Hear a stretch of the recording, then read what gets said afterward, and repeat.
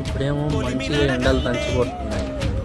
మీరేమో fan, AC, cooler వేసుకొని ఇంట్లో టీవీ చూస్తున్నప్పుడు కరెంటు మాత్రం పోయిందనుకో ఒక్క నిమిషం కూడా ఉండరు. ఇక కరెంటునికి ఏం పని పాట ఉండదు, ఎప్పుడు తీసుకుంటాడని అడ్డగోలుగా తిరుగుతుంటారు. మీరు ఇంట్లో ఉండే అలా ఉంటే మేము ఎర్రటి ఎండలో మేము పని చేసుకుంటాం. మాకు ఎలా ఉంటుంది అది కూడా ఆలోచించారు.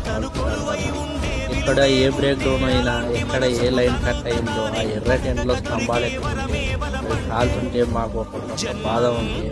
ఫోన్ టార్చర్ పడలేక ఒక ఎర్రటి ఎండలోనైనా అర్ధరాత్రి అయినా సరే ఎంత వర్షం పడుతున్నా పిల్లలను వదిలి మీ కరెంట్ ఇవ్వాలని వెళ్తున్నాం. ఇదంతా మీకు తెలియదు. ఒక 5 నిమిషాలు కరెంటు పోయేసరికి ఇద్దరు తిట్టు తిరుగుతారు. మీరే కాదు, ఉద్యోగం రాకముందు నేను కూడా ఇలాగే తిట్టేవాడిని. కానీ నాకు ఉద్యోగం వచ్చాక తెలిసింది